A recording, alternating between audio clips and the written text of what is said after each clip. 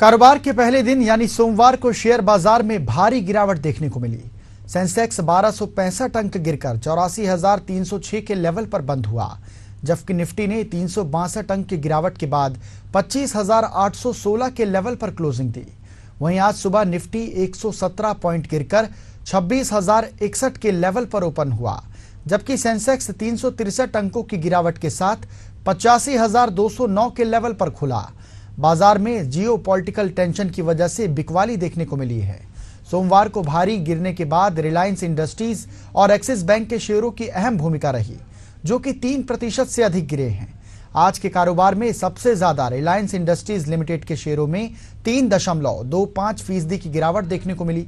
इसके बाद axis bank में भी 3.22% की गिरावट आई। वहीं महिंद्रा एंड महिंद्रा के शेयर 2.79 टूटकर 3,095 के लेवल पर बंद हुए, जबकि आईसीआईसीआई बैंक के शेयर 2.58% गिरे।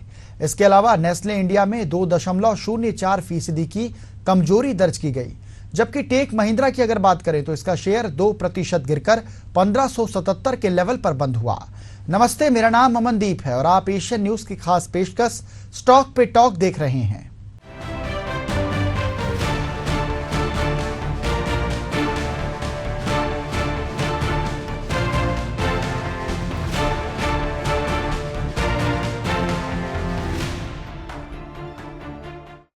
भारत के शेयर बाजार में इन दिनों मेटल सेक्टर से जुड़े हुए शेयर्स में काफी अधिक तेजी देखी जा रही है। आज यानी कि सोमवार के इंट्राडे में भी मेटल के चुनिंदा share NMDC, Vedanta, SAIL metal stock में 5% की तेजी देखी गई।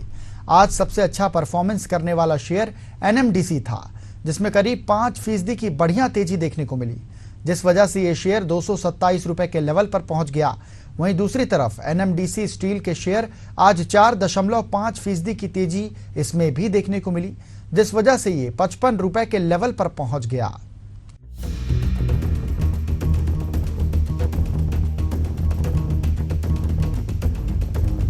इसके अतिरिक्त वेदांता के शेयर में 2% की बढ़िया उछाल आया है, जिस वजह से आज इसने अपना नया ऑल टाइम हाई लेवल 523 रुपए पर यह पहुंच गया। वहीं दूसरी तरफ सेल शेयर में आज 2.5% की तेजी देखी गई, जिस वजह से शेयर ने आज 143 रुपए के बड़े लेवल को छुआ।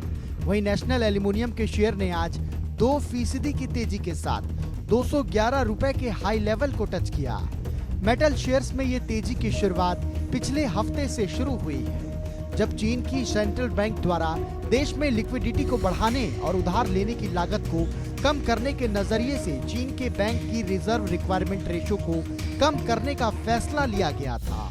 साथ ही चीन के सेंट्रल बैंक के गवर्नर ने ऐलान किया है कि 7 दिन के रिवर्स रेपो रेट को 20 बीपीएस से घटाकर 1.50% कर रहे हैं।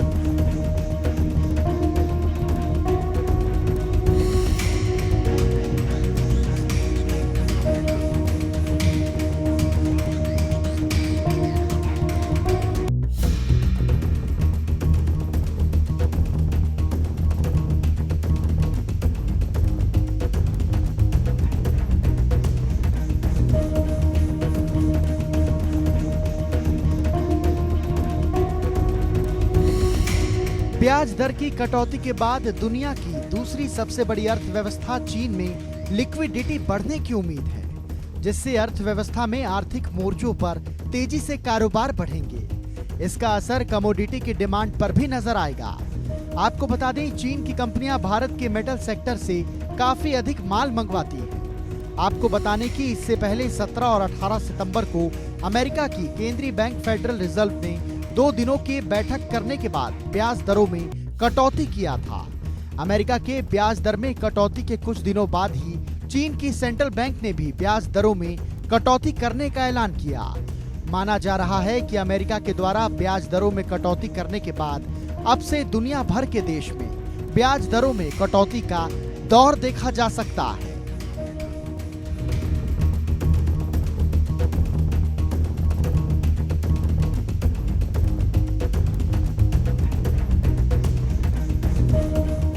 सावरेन बॉन्ड स्कीम बंद होने के कयासों के बीच भारतीय रिजर्व बैंक ने सावरेन गोल्ड बॉन्ड 2016-17 सीरीज 2 के फाइनल रिडक्शन का ऐलान किया है, जो आज 30 सितंबर को समाप्त हो रही है। केंद्रीय बैंक का ये फैसला सरकार की ओर से सॉवरेन गोल्ड बॉन्ड की अगली किस्त की घोषणा नहीं होने के चलते किया गया। केंद्र सरकार का कहना है कि एसजीबी की अगली किस्त की घोषणा बाजार की स्थितियों को देखने के बाद की जाएगी। अगर बाजार में मांग बढ़ेगी तभी नई किस्त लाई जाएगी।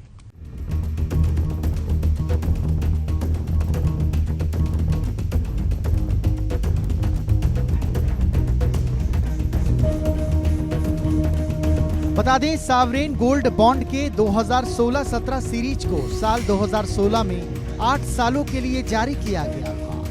किस प्राइस पर जारी हुआ था bond sovereign gold bond SGB 2016-17 series second को 30 सितंबर 2016 को 3150 रुपए के इश्यू प्राइस पर जारी किया गया था। इस पर 2.5% सालाना के हिसाब से पूर्व निर्धारित ब्याज दर तय की गई थी। हालांकि अभी ब्याज दर 2.50% है। बता दें, ब्याज का भुगतान 6 महीने में किया जाता है। फाइनल ब्याज, अंतिम ब्याज बॉन्ड मैच्योर होने पर भी निवेश की राशि के साथ मिलता है। बता दें, मैच्योरिटी वैल्यू टैक्स फ्री होती है।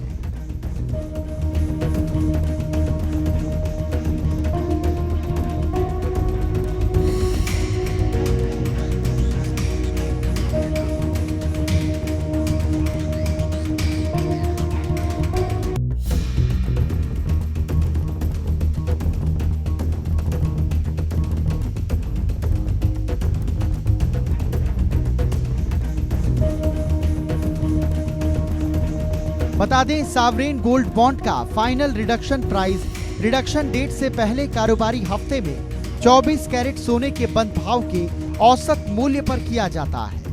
इस प्रकार एसजीबी 2016-17 सीरीज सेकेंड का फाइनल रिडक्शन प्राइस 7,517 रुपए प्रति यूनिट होगा। ये प्राइस पिछले सप्ताह सोने की औसत के भाव के बराबर है। कुछ मीडिया रिपोर्ट के मुताबिक सरकार सॉवरेन गोल्ड बॉन्ड स्कीम को बंद करने पर विचार कर रही है। इसी वजह से इसकी अगली किस्त की घोषणा अब तक नहीं की गई है। हालांकि सरकार का कहना है कि वो पहले बाजार की स्थितियों और डिमांड का आंकलन करेगी। इसके बाद अगली किस्त जारी की जाएगी।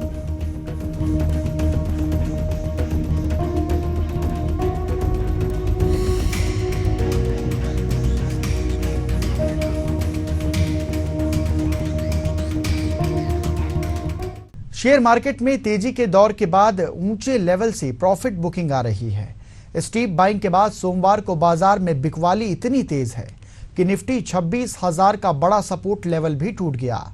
निफ्टी के 26,000 के लेवल से नीचे आने के बाद अब 25,900 और 25,800 के बड़े सपोर्ट लेवल बचे हैं। बाजार में सोमवार की गिरावट के बाद कुछ हैवी वेट स्टॉक ऐसे लेवल पर आ गए हैं जहां उन्हें फ्रेश बायर्स मिल सकते हैं। ऐसा ही एक स्टॉक एचडीएफसी बैंक है, जिसमें शुक्रवार के बाद अब सोमवार को भी बड़ी गिरावट देखी जा रही है।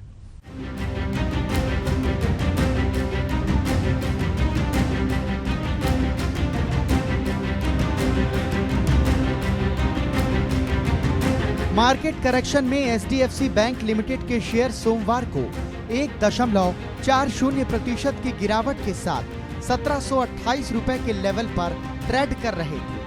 दो ट्रेंडिंग सेशन में ये स्टॉक 1794 के लेवल से 1726 के लो लेवल पर आ गया। पिछले दिनों इस स्टॉक में लगातार बढ़ोतरी हुई। इसके बाद अब एक बार फिर निफ्टी 50 इंडेक्स का ये हैवी वेट स्टॉक करेक्ट होकर बाइंग जोन में आया। पेट्रोल कैपिटल रिसर्च के फाउंडर कलीम खान का कहना है कि एचडीएफसी बैंक के स्टॉक ने फेड रेट कट के बाद रफ्तार पकड़ी और वो 18 सितंबर से लगातार 7 ट्रेंडिंग सेशन में बढ़ा। उसकी प्राइस 1670 रुपए से 1790 रुपए पर आ गई। अब पिछले 2 दिनों में इसमें प्रॉफिट बुकिंग आई है, लेकिन 1700 रुपए के लेवल पर इसमें तगड़ी खरीदारी देखी जा रही है।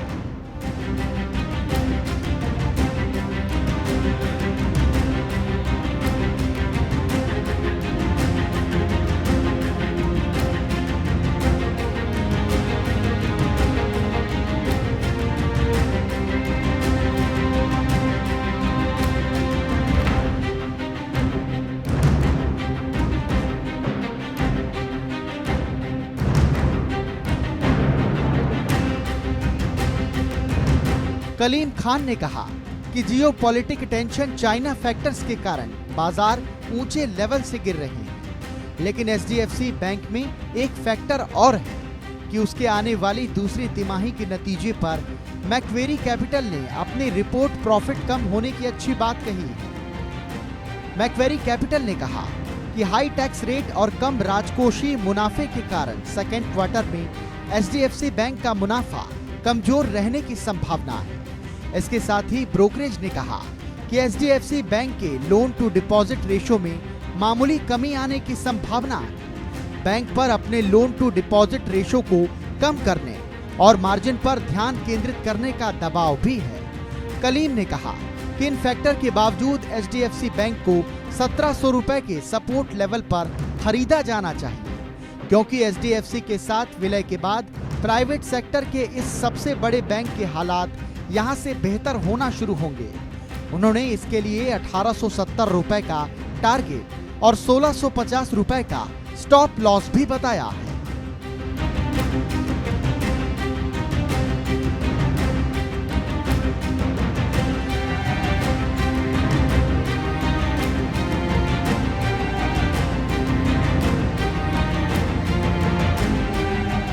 भारतीय शेयर बाजार में आज सुबह एक बड़ा झटका लगा, जिसमें सेंसेक्स 1000 अंक गिरकर 84,562 पर आ गया। निफ्टी 26,000 के नीचे चली गई।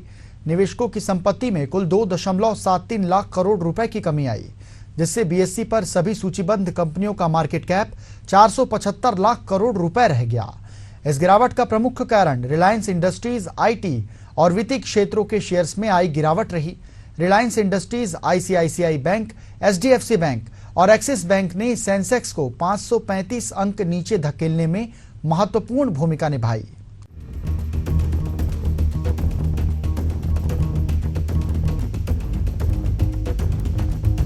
इसके अलावा भारतीय Airtel, Mahindra and Mahindra, state bank of India, TCS, Infosys और टाटा मोटर्स जैसे अन्य प्रमुख शेयरों में गिरावट देखी जा रही है।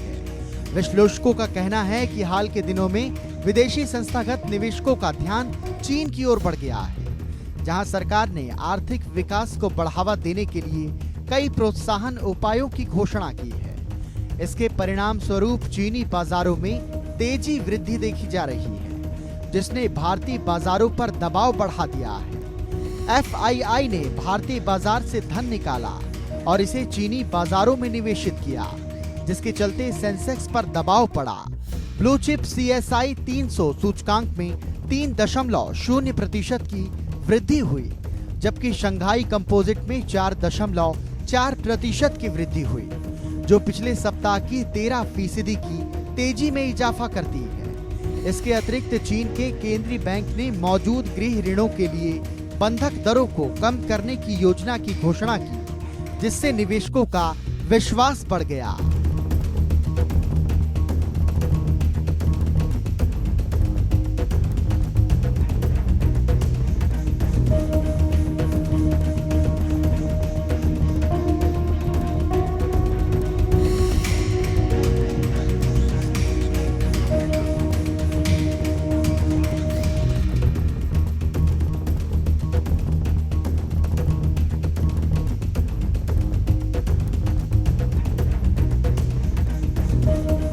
लेबनान में इजरायली हवाई हमलों ने वैश्विक बाजारों में अनिश्चितता बढ़ा दी है, जिससे निवेशक सतर्क हो गए हैं। कच्चे तेल की बढ़ती कीमतें, जिससे ब्रेंट क्रूड वायदा 0.71% और यूएस टेक्सास इंटरमीडिएट 0.63% बढ़ा है। इसे बाजार की धारणा को प्रभावित किया है, जिससे तेल आयात पर भारत की निर्भरता के कारण भारतीय इक्विटी बाजार पर दबाव पड़ा। निवेशक अमेरिका में आने वाले महत्वपूर्ण आर्थिक डेटा और फेडरल रिसर्च के अध्यक्ष जेरोम पावेल के भाषण की प्रतीक्षा कर रहे हैं, जिससे बाजार में अस्थिरता का माहौल बना हुआ है। एफआईआई ने हाल ही में भारतीय शेयर बाजार में 1209 करोड़ रुपए की बिक्री की, जिससे बाजार में गिरावट आई।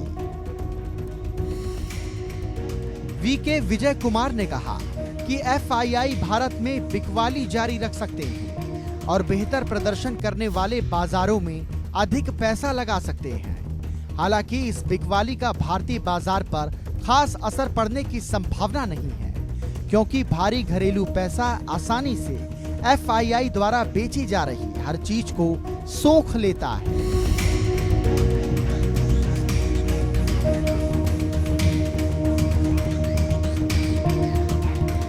शेयर मार्केट में तेजी के दौर के बाद सोमवार को जमकर प्रॉफिट बुकिंग देखी जा रही है। जियोपॉलिटिकल टेंशन के बीच तेल की कीमतें बढ़ रही हैं और साथ ही बाजार में ऊंचे लेवल से बिकवाली आ रही है। बिकवाली इतनी तेज हुई कि निफ्टी ने 26,000 के बड़े सपोर्ट लेवल को रेस्पेक्ट नहीं किया और अपने नेक्स्ट सपोर्ट लेवल 25,900 के लेवल पर आ गया। भारतीय अर्थव्यवस्था में मजबूती देखी जा रही है और मैक्रो और माइक्रो यहां से बेहतर नजर आ रहे हैं। बाजार में एक स्टीप रैली के बाद इस तरह की गिरावट पर कुछ खरीदारी आने की उम्मीद कर सकते हैं। हालांकि डर यह भी है कि बदलते हालात में प्रॉफिट बुकिंग के साथ साथ फ्रेश सेलिंग ना आ जाए, वरना निफ्टी का करेक्शन और गहरा हो सकता है।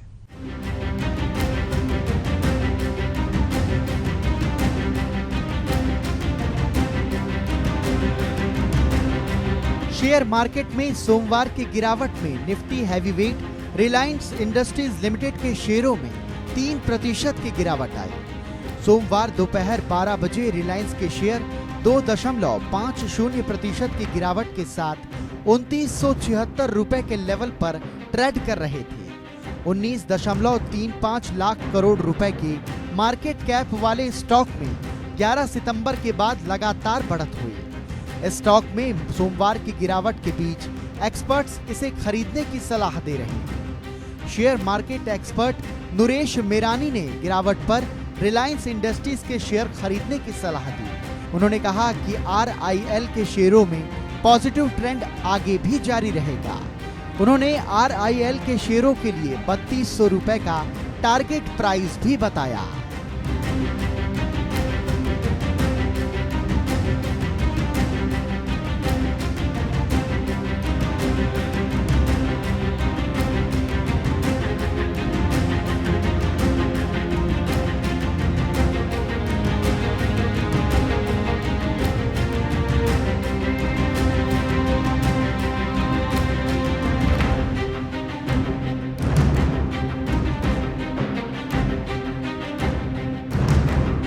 रिलायंस इंडस्ट्रीज के शेयरों में सोमवार को लगातार 3 दिनों की बढ़त के बाद गिरावट आई। ये stock 5 day, 20 day, 50 day, 100 day और 20 डे के मूविंग एवरेज से ऊपर कारोबार कर रहा है। रिलायंस इंडस्ट्रीज के शेयरों में पिछले कुछ ट्रेंडिंग सेशन से हैवी वॉल्यूम आ रहा है। इस महीने की शुरुआत में रिलायंस इंडस्ट्रीज ने 1:1 के में बोनस शेयर जारी करने की घोषणा की थी, जिसका मतलब है कि कंपनी में रखे गए हर शेयर के बदले एक मुफ्त शेयर जारी किया जाएगा। RIL की बोनस घोषणा देश में अब तक की सबसे बड़ी बोनस इक्विटी शेयर जारी करने की घोषणा भी है। हालांकि रिलायंस इंडस्ट्रीज ने बोनस शेयर के लिए रिकॉर्ड तिथि की घोषणा अब तक नहीं की है।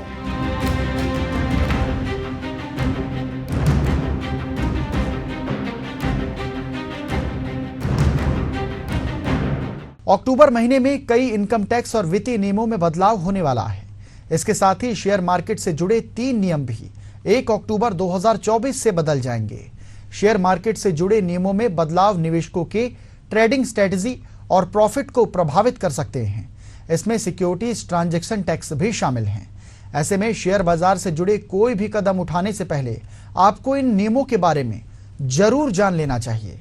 तो ये रिपोर्ट आपको दिखाते हैं।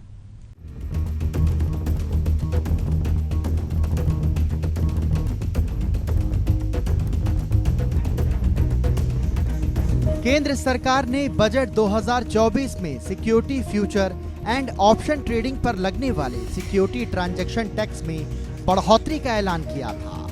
BSE ने इक्विटी डेरिवेटिव सेगमेंट में सेंसेक्स और बैंकेक्स ऑप्शन कॉन्ट्रैक्ट के लिए ट्रांजैक्शन चार्ज को संशोधित कर 3250 रुपए प्रति करोड़ प्रीमियम टर्नओवर कर दिया है। हालांकि इक्विटी डेरिवेटिव सेगमेंट में अन्य कॉन्ट्रैक्ट के लिए लेन देन शुल्क कोई बदलाव नहीं किया गया। बता दें, सेंसेक्स 50 ऑप्शन और स्टॉक ऑप्शन के लिए बीएसई प्रीमियम टर्नओवर के प्रति करोड़ 500 रुपए का लेन देन शुल्क लेता है, जबकि इंडेक्स और स्टॉक फ्यूचर्स के लिए कोई लेन देन शुल्क लागू नहीं होता। नेशनल स्टॉक एक्सचेंज के मुताबिक कैश मार्केट के लिए प्रति 1 लाख ट्रेंडिंग वैल्यू पर 2.97 रुपए चार्ज लिया जाएगा।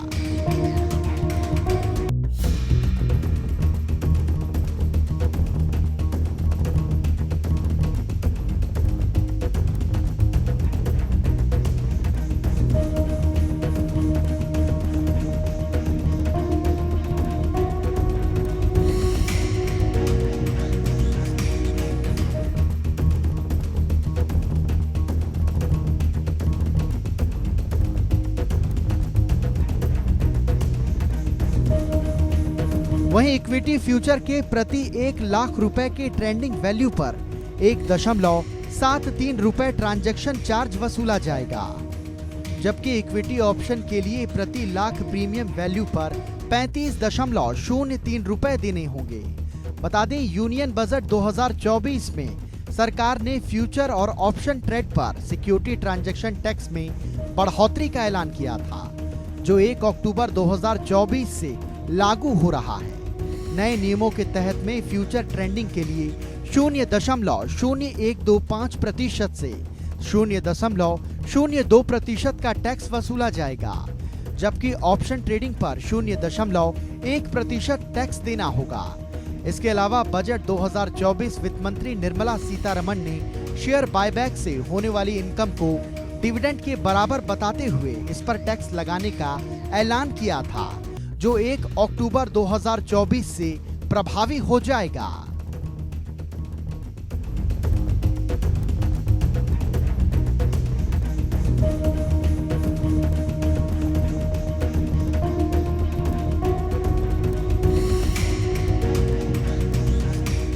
और इसी के साथ हमारी खास पेशकश स्टॉक पे टॉक में फिलहाल इतना ही।